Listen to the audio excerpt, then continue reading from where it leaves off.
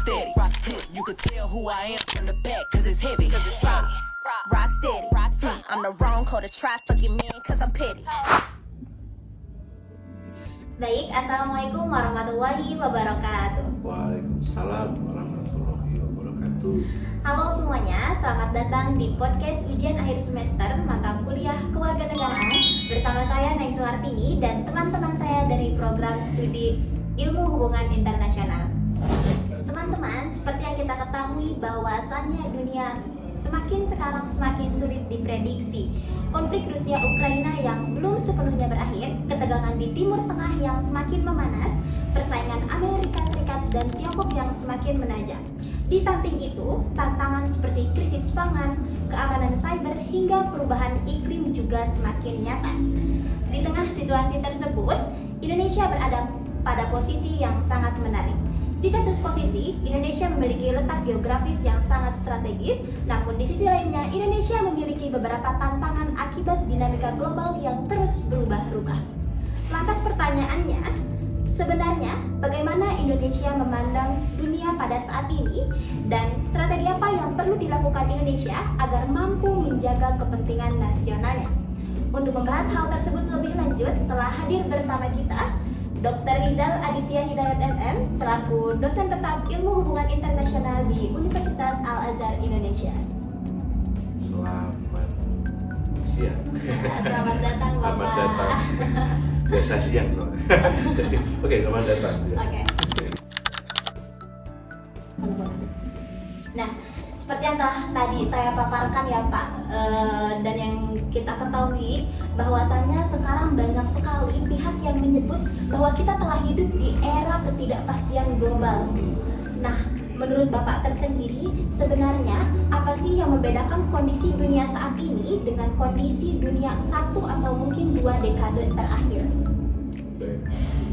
Ya, sebetulnya dalam konteks kondisi politik global dewasa ini ya tadi disampaikan ya, penuh ketidakpastian dalam arti sebetulnya ketidakpastian itu kan bermuara dari apa yang sudah terjadi sebetulnya terutama setelah 9/11, karena setelah 9/11 itu terutama isu-isu yang terutama yang bersifat politik global itu saling melengkapi satu sama lain.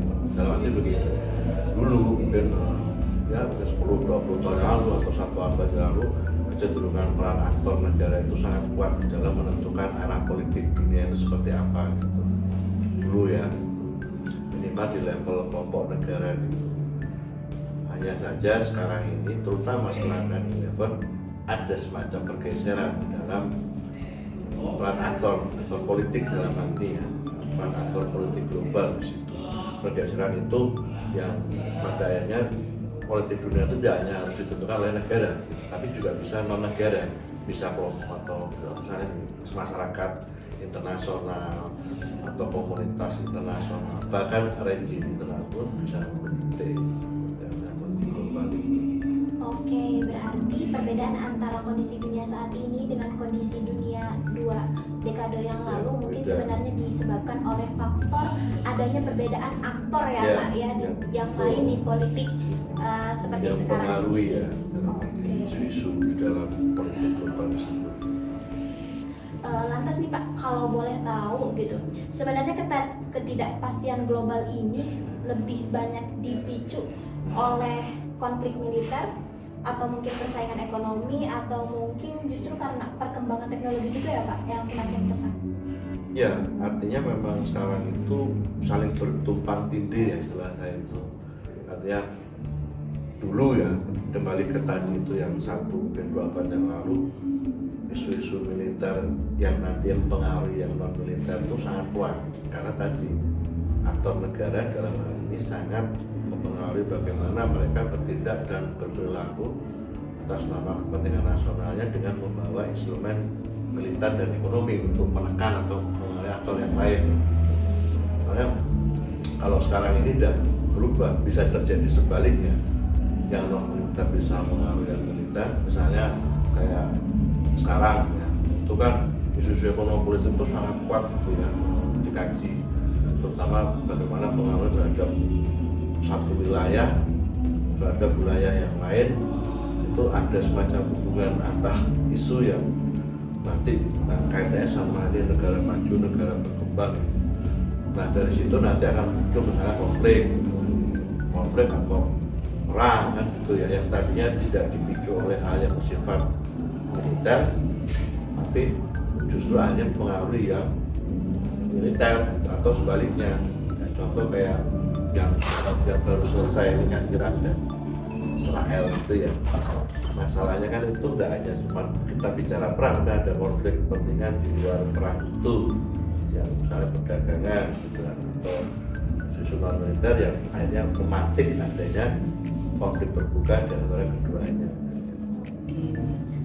Terus berarti kalau perkembangan teknologi saat ini apakah memicu juga Pak?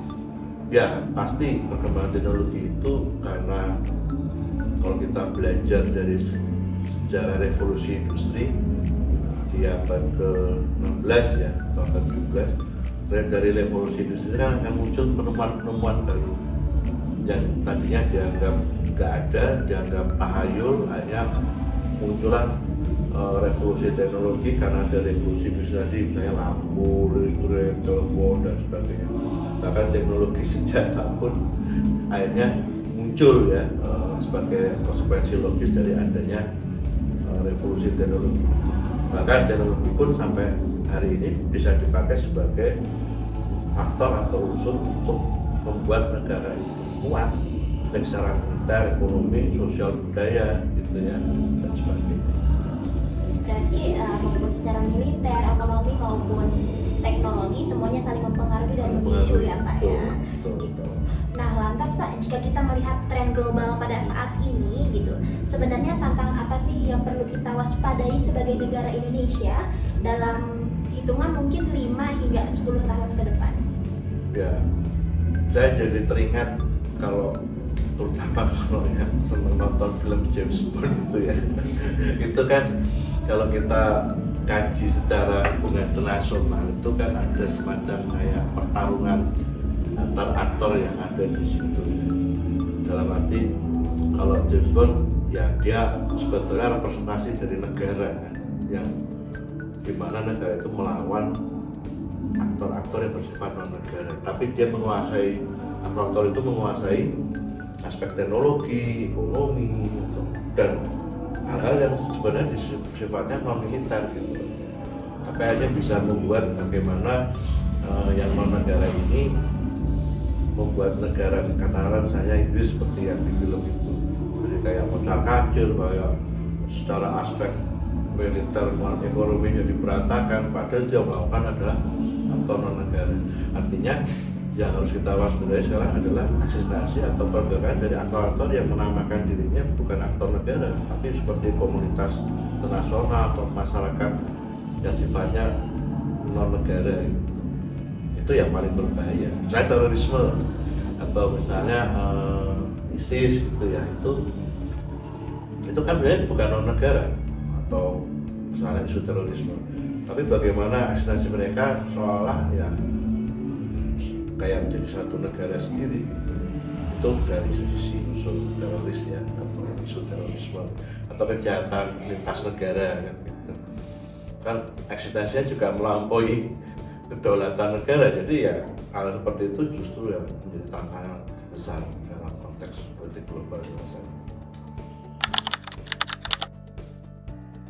Nah, tadi kan kita sudah membahas bagaimana dunia saat ini sedang menghadapi tantangan dinamika global yang sangat amat begitu rumit dan sangat amat tidak pastinya gitu. Mulai dari konflik, persaingan kekuatan besar hingga tantangan ekonomi dan teknologi pastinya yang semakin kompleks. Nah, di tengah situasi tersebut pastinya Indonesia tidak bakalan bisa melepaskan dirinya ya Pak ya dari dinamika global gitu. Apalagi Indonesia sering sekali disebut sebagai negara yang memiliki posisi geopolitik yang strategis ya Pak, karena berada di persimpangan jalur perdagangan dan lalu lintas internasional. Namun posisi strategis tersebut tentunya tidak hanya menghadirkan peluang ya Pak ya, banyak sekali menghadirkan tantangan yang perlu dikelola dengan baik oleh kita sebagai warga negara Indonesia. Nah, kalau boleh tahu Pak, menurut Bapak sebenarnya seberapa besar pengaruh letak geografis Indonesia ini terhadap posisi tawar Indonesia di kancah hubungan internasional? Ya, artinya kalau memang kita bicara dalam konteks geografi Indonesia ya, terutama sekali ketika tarik ke wilayah yang bersifat regional kan, Indonesia itu bagian dari satu regionalisme yang dinamakan Asia Tenggara. Itu memang berada di dalam titik persilangan geografi dunia. Dan kenapa dianggap sebagai titik persilangan? Karena di situ terutama Asia Tenggara ya, dan Indonesia paling titiknya ada di Indonesia itu kan.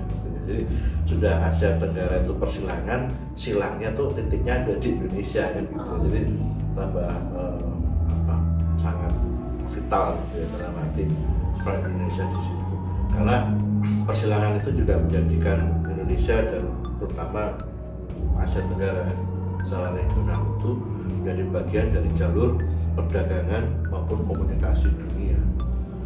Gitu. Misalnya Selat Malaka gitu ya. Itu kan secara regionalnya ada di Asia Tenggara. Indonesia sama Selat Malaka kan dekat di situ. Situ ada Malaysia juga. Artinya Selat Malaka itu juga satu dari 9 titik atau jalur perdagangan di dunia. Jadi nggak cuma sekedar Selat Hormuz itu bagian dari Selat Malaka juga, itu secara jalurnya dari Malaka nanti tembusnya ke Hormuz. Itu dari satu dari 9 jalur perdagangan. Jadi bisa dibayangkan betapa vitalnya ya, kondisi atau letak geografi Indonesia. Berarti lumayan sangat vital banget ya Pak kondisinya. Budaya juga banyak. Oke, menarik sekali nih ya Pak. Jadi dapat dikatakan bahwasanya posisi geografis Indonesia sebenarnya bukan hanya sekedar kondisi alamiah ya Pak ya, tapi juga menjadi aset strategi nggak sih Pak buat Indonesia, di mana kita dapat memperkuat posisi Indonesia di tingkat internasional gitu. Namun di saat yang sama Pak, sekarang itu kawasan Indo-Pasifik juga menjadi salah satu pusat persaingan geopolitik dunia, terutama antara Amerika Serikat dan Tiongkok ya Pak ya. Nah, sebenarnya di tengah rivalitas Amerika Serikat dan Tiongkok ini, apakah Indonesia berada dalam posisi yang diuntungkan atau mungkin kita justru rentan karena adanya tekanan dari kedua kekuatan tersebut Pak? Ya, yang dalam posisi diuntungkan atau direntangkan itu sebetulnya ini yang semenjak awal, terutama semenjak Indonesia berdiri sebagai sebuah negara, para pendiri negara kita tuh sadar bahwa sampai kapanpun gitu istilahnya Indonesia itu akan selalu berada di dalam posisi yang strategis, dalam arti bisa untung, bisa rawan, bisa rentan gitu ya. Makanya bagaimana cara beradaptasi dengan posisi geografis ya, karena Indonesia kan ya tadi Asia Tenggara itu bagian dari Asia Pasifik.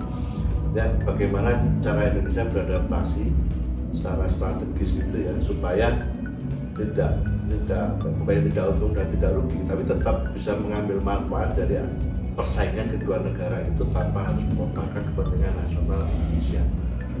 Makanya dikenallah politik luar negeri yang bebas dan aktif itu bebas dalam arti dengan siapapun kita bisa ya berhubungan tanpa adanya hal-hal yang menghalangi secara ideologis itu ya, hubungan kita dengan terutama dengan kedua negara besar itu, tapi juga jangan sampai didikte oleh mereka secara strategik, terutama ya kepentingan kita itu yang hanya justru akan hubungan itu akan menjadi merugikan kita secara kepentingan nasional. Berarti luas istilahnya, harus luas lah. Iya, berarti harus benar-benar pintar-pintar ya Pak ya. Gitu. Nah terus Pak, kan kalau kita melihat perkembangan saat ini dengan ya banyaknya permasalahan global gitu, pastinya nggak ada sih Pak, nggak ada negara satupun yang bisa gitu menghadapi dinamika geopolitik ini secara sendirian ya Pak ya gitu. Pastinya kerjasama regional menjadi semakin penting untuk suatu negara dapat menjaga stabilitas dan kepentingan nasionalnya gitu.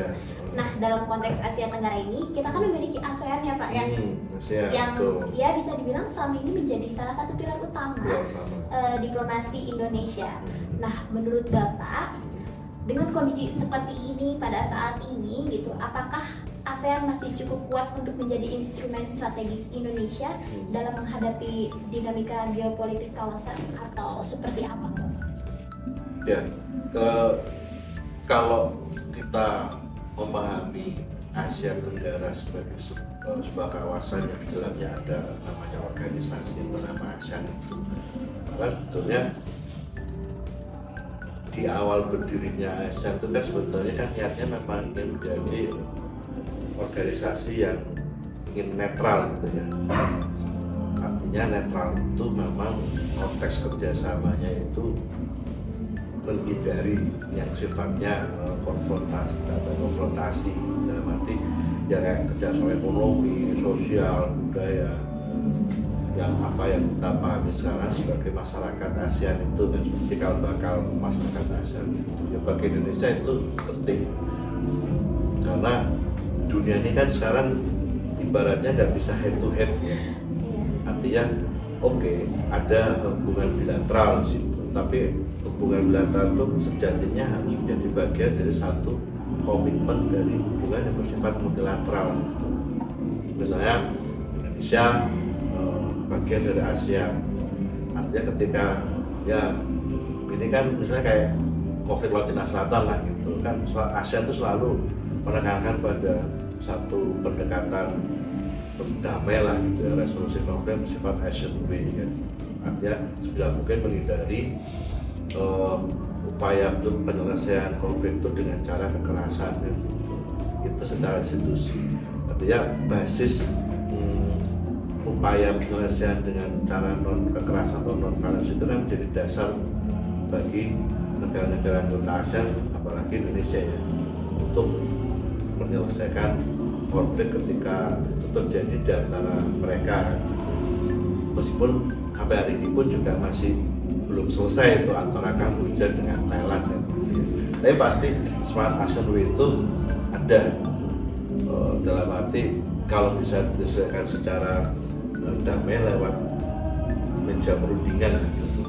Makanya dibentuklah ASEAN Regional Forum itu sebagai sebuah institusi bagian dari ASEAN untuk sebagai media penyelesaian konflik di antara negara anggota ASEAN, dan itu penting bagi Indonesia sebagai komitmennya juga terhadap ASEAN ya, karena Indonesia juga sebagai founding fathernya di situ. Berarti bisa dikatakan bahwasannya dengan adanya ASEAN ini dia sangat membantu ya Pak ya menjadi instrumen strategis Indonesia, terutama dengan ASEAN yang menjunjung nilai perdamaian seperti itu gitu.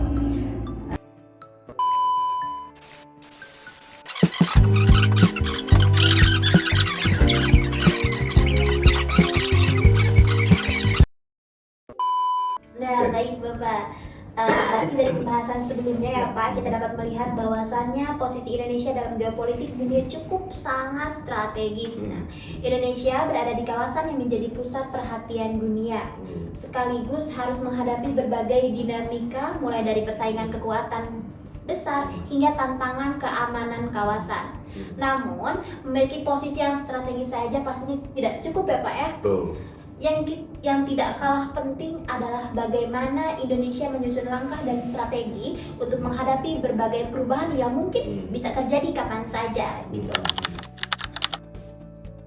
Nah, oleh karena itu pada segmen ini saya akan mengajak kita membahas kepada hal yang lebih jauh mengenai geostrategi Indonesia dalam menghadapi realitas dunia yang semakin kompleks ini. Dan kebetulan tadi juga kita sudah membahas tentang prinsip bebas aktif ya Bapak, yang telah digunakan oleh Indonesia selama ini.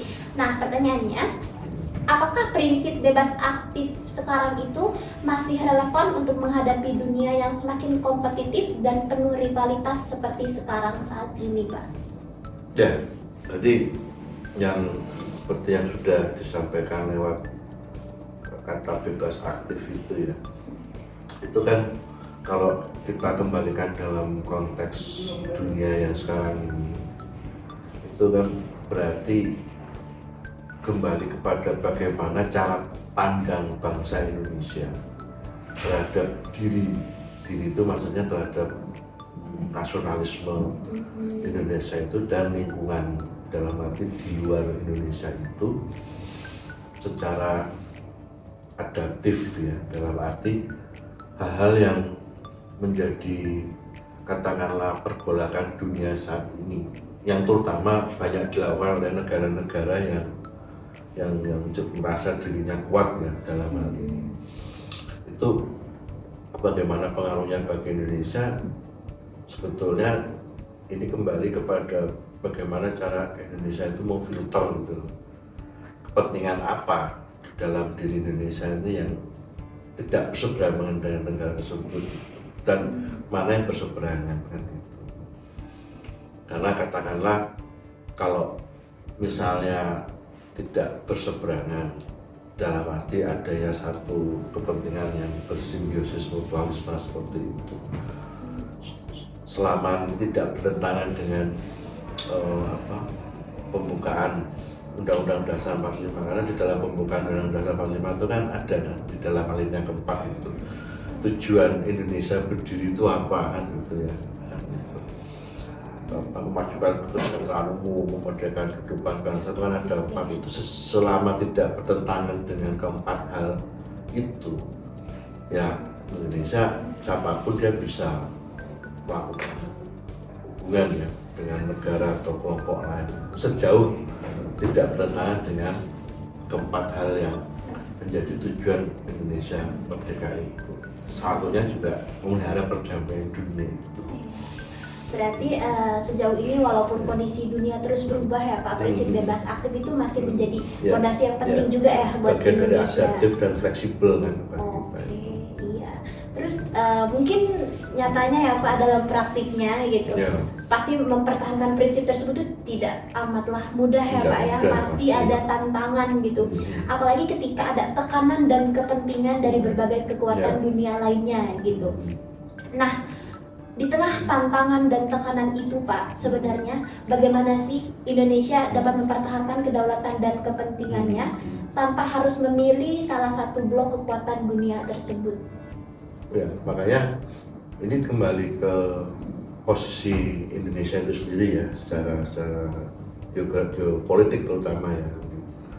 Karena kalau kita bicara geopolitik itu kan bagaimana kita melihat masalah geografi atau teritorial ini berdasarkan sudut pandang hal-hal yang terutama sifatnya politik di situ. Dalam arti ketika bicara geopolitik, Indonesia ini kan sebetulnya dia nggak sendiri, dalam arti secara organisasi dia berada dalam satu keanggotaan yang memang namanya ASEAN tadi itu ya. ASEAN itu juga memiliki visi yang sama tentang dalam arti visi ini adalah bagaimana cara berhubungan gitu ya dengan negara lain di luar atau kelompok negara lain di luar itu tanpa harus mengorbankan kepentingan nasionalnya. Makanya ada ASEAN Way itu, ada piagam ASEAN itu yang mau nggak mau memang Indonesia juga harus berpegang ke situ. Dalam arti dengan pengaruhnya negara-negara kuat seperti yang ada sekarang ini ya, terutama kalau ada istilah negara utara selatan gitu ya, negara maju, negara berkembang, yang prinsip Indonesia sebetulnya ya sejalan dengan yang ada di sana itu ya harus dirangkul juga tuh negara besar itu sejauh aspek-aspek dalam hubungan itu bisa difilter tadi yang saya bilang itu, mana yang memang nggak bertentangan dengan terutama ya nilai-nilai Indonesianya gitu ya, dan mana yang bertentangan, mana yang enggak kan harus difilter. Yang enggak ini yang mestinya harus dihindari kan gitu. Berarti lebih kepada arah kemampuan Indonesia ya dalam menyesuaikan gitu. Ya, dan juga tergantung dari kemampuan pemerintah kita untuk melihat itu semua sebagai sebuah peluang ya sebetulnya dalam untuk menghindari jebakan kekacauan atau destruktif yang lebih besar yang ditimbulkan oleh negara-negara yang besar tadi itu. Oke, ya Pak. Berarti dapat dilihat ya Pak ya bahwasannya kemampuan Indonesia dalam menjaga keseimbangan hubungan internasional ini menjadi salah satu faktor penting juga ya Pak dalam menghadapi tantangan global yang sangat sangat banyak gitu di era sekarang ini. Complicated juga. Complicated banget ya Pak ya. Jujur agak rumit. Nah, mungkin sebagai penutup di segmen ketiga ini, saya ingin mengajak Bapak melihat kondisi Indonesia secara lebih reflektif nih Pak. Jika seandainya Bapak diminta menyebutkan satu kekuatan dan satu kelemahan terbesar Indonesia dalam menghadapi tantangan geopolitik global, apa yang bakalan Bapak pilih? Kalau dalam konteks tantangan global ya, hal yang paling menjadi satu prioritas penting tetap yang ini menjadi sebenarnya setiap negara juga sama ya, tapi khususnya Indonesia gitu ya, adalah tentang kemandirian ekonomi ya, ekonomi dalam arti ya aspek ekonomi. Itu kelemahannya ya Pak? Ya, mungkin saya melihat kelemahan ini tidak dalam arti ketidakmampuan ya, tapi tantangan ya, tantangan Indonesia untuk keluar dari persoalan ekonomi yang sekarang ini ya, sangat apa ya, yang sebetulnya tidak dari Indonesia juga kan, tapi juga dari adanya pergolakan ekonomi politik dunia itu yang mempengaruhi Indonesia, yang sebagai konsekuensi berada di titik silang itu. Nah, tapi yang paling kuat juga harus diakui dalamnya adalah persoalan ideologi gitu. Karena dalam hal ini kan Indonesia itu sebetulnya punya satu keyakinan secara ideologi ya, yang apa yang disebut di dalam Pancasila Bhinneka Tunggal Ika gitu. Ya kan? Walau bagaimanapun perbedaannya ya sebetulnya itu tidak membuat negara ini jadi terpecah ke sana sini ya, secara mindset, baik dalam konsep budaya atau agama dan sebagainya itu. Tapi perbedaan itu dikuatkan oleh satu identitas bersama yang itu ya Pancasila itu. Nilai-nilai Pancasila itu akhirnya kembali ke situ. Karena ada 5 kan berarti. Artinya secara ideologi itu 5 nilai dalam Pancasila itu ya dipakai untuk menguatkan citizenship ya kan itu, baik secara internal maupun eksternal dalam arti berhubungan dengan negara atau bangsa lain. Itu kekuatannya. Berarti tadi kekuatannya adalah kita memiliki ideologi yang kuat ya Pak ya. Adapun kelemahannya adalah mungkin bukan dikatakan tidak mampu, cuman belum terlalu adanya kemandirian ekonomi di Indonesia seperti itu. Oke, menarik sekali nih Pak. Dari penjelasan tadi kita dapat melihat bahwasannya tantangan yang dihadapi Indonesia ini tidak sangatlah sederhana dan mudah ya Pak ya.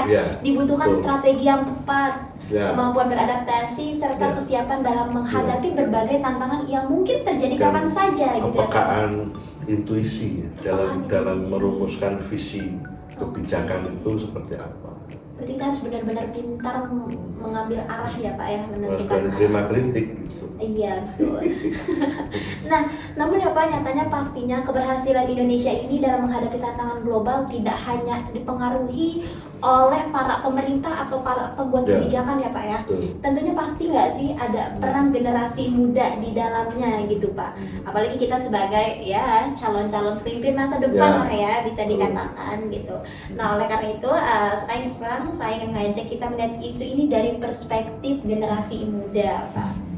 Nah, seperti yang kita ketahui di era sekarang itu globalisasi bergerak dengan sangat cepat ya Pak ya, dan bahkan nyatanya berbagai isu global itu secara langsung terimplementasikan dalam kehidupan sehari-hari gitu.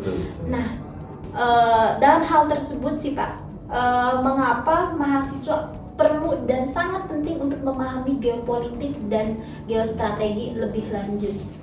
Ya, bagi generasi muda ya sebetulnya ya, pemahaman mengenai geopolitik itu kan sebetulnya mereka jadi tahu. Sebenarnya bukan mereka ya, kita yang menjadi satu kesatuan dengan bangsa Indonesia ini. Ketika itu ditarik ke generasi muda, mereka harus sadar bahwa mereka itu hidup di suatu negara atau wilayah yang berada di dalam satu persimpangan, entah persimpangan masalah, persimpangan kesempatan gitu, atau kalau dalam konteks ketahanan nasional itu ini persimpangan ancaman, tantangan, hambatan, gangguan yang bersifat internal maupun eksternal itu ya harus paham itu. Artinya harus memahami diri mereka sebagai bagian dari Indonesia itu harus melihat bahwa sebetulnya persoalan-persoalan yang ada di dalam politik pemerintahan ya, bahkan hubungan antar warga negara atau hubungan antar manusia, hubungan sosial ya, antar warga negara kita ya, Indonesia di situ tuh ya harus melihat masalah-masalah itu kan sebetulnya sebagai bagian dari pengaruh yang namanya globalisasi itu. Nanti misalnya yang jelas itu kan sekarang globalisasi itu arus media massa kan gitu, yang siapapun tanpa ada filter apapun bisa mengakses media massa itu kan gitu. Nah, karena siapapun bisa mengakses, bisa jadi mana yang benar, mana yang tidak. Berita itu nggak ada filternya ya hanya diterima dan dipahami begitu saja, sehingga terjadilah itu tadi.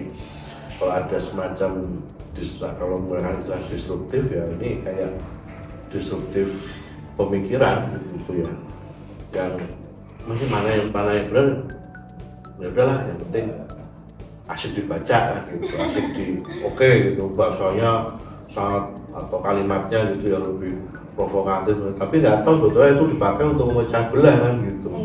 Sebetulnya seperti itu.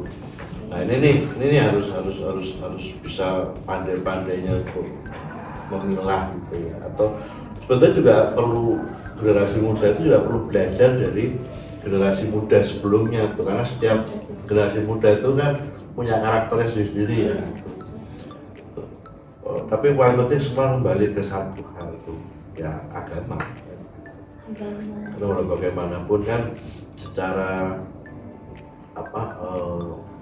secara spiritualitas ya itu nilai agama itu kan penting untuk memfilter tadi ya, berbagai macam ancaman, hambatan, tantangan dan gangguan gitu ya, yang awal itu pasti akan ke individu dulu, kelompok, masyarakat, nah baru. Nah, kalau udah individunya bisa difilter, bisa disaring, ya insya Allah masalah yang besar lagi bisa dihindari. Berarti kita sebagai generasi muda harus paham betul ya Pak, posisi Indonesia yang hidup dengan tantangan, gitu, hambatan dan bahkan mungkin peluang gitu. Nah mungkin buat penutup segmen terakhir ini ya Pak, mungkin boleh sepatah dua kata patah pesan buat generasi muda, di mana kita harus selalu adaptif terhadap negara ini sekaligus tetap memiliki wawasan kebangsaan yang luas gitu Pak. Apa ya? Berapa kata? Yang penting gini, sebagai generasi muda, terutama pada masa apa yang kita sebut sebagai disruptif gitu ya, disruptif globalisasi kan gitu ya, maka penting bagi generasi muda itu sebetulnya itu bisa beradaptasi dan responsif terhadap perkembangan zaman yang terkadang kita nggak bisa belajar juga tuh di lewat sekolah, tapi juga di luar sekolah atau non formal kan gitu. Namun juga yang paling penting bagaimana kalau kata kuncinya ini kan globalisasi ya, pengaruh-pengaruh globalisasi itu bagi generasi muda itu bisa kita saring dulu lewat bagaimana cara kita mengembangkan atau menguatkan spiritualisme kita di dalam beragama itu. Karena agama itu kan religiusitas, tapi bagaimana menerapkan nilai-nilai agama itu sebetulnya itu adalah namanya spiritualitas kan gitu. Jadi ada religiusitas, ada spiritualitas. Nah, kalau itu kita perkuat, entah itu lewat pendidikan formal atau non formal kan gitu. Ya hal-hal yang menjadi ancaman, tantangan, hambatan dan gangguan yang sifatnya lintas negara atau multilateral atau dalam konteks politik global, Allah terus kita sebagai bangsa kita bisa, justru masalah itu bisa saling memperkuat untuk mencari problem solvingnya gitu ya. Kembali ke situ pada akhirnya. Berarti artinya apa? Dalam hal kewarganegaraan persoalan ideologi dulu ya. Ideologi Yang diperkuat ya, dulu Pak, ya? kan gitu. Oke. Gitu. Siap. Baik, seru sekali teman-teman semua pada podcast kali ini. Mungkin sudah cukup ya Pak, dan terima kasih banyak atas dua patah kata tadi pesan buat generasi muda maupun tadi atas wawasan yang telah Bapak bagikan kepada kita semua di sini. Nah, dari perbincangan hari ini teman-teman, kita memahami bahwasannya dinamika global terus menghadirkan tantangan sekaligus peluang bagi Indonesia. Oleh karena itu, pemahaman mengenai geopolitik dan geostrategi yang baik bukan hanya harus dilakukan oleh para pemerintah atau para pengambil kebijakan, melainkan juga harus adanya peran generasi muda sebagai calon pemimpin masa depan. Karena pada akhirnya teman-teman, di tengah dunia yang katanya penuh tidak kepastian ini, masalah terbesar adalah bukan ketidakpastian itu sendiri ya Pak ya, tapi masalah terbesar adalah bagaimana Indonesia mampu membaca pikirannya, mampu membaca perubahannya, mampu menentukan arahnya, dan tetap menjaga kepentingan nasional ya Pak ya, pastinya yang paling penting. Nah, semoga diskusi kita pada hari ini menambah wawasan kita semua tentang posisi dan peran Indonesia dalam menghadapi berbagai dinamika global. Saya Neswartini selaku moderator mengucapkan terima kasih banyak ya Bapak atas kesempatannya dan waktunya untuk berbagi diskusi bersama kita semua di sini. Dan saya ucapkan juga terima kasih kepada teman-teman yang telah menyimak video podcast kali ini. Sampai jumpa pada kesempatan berikutnya. Wassalamualaikum warahmatullahi wabarakatuh. Waalaikumsalam warahmatullahi wabarakatuh.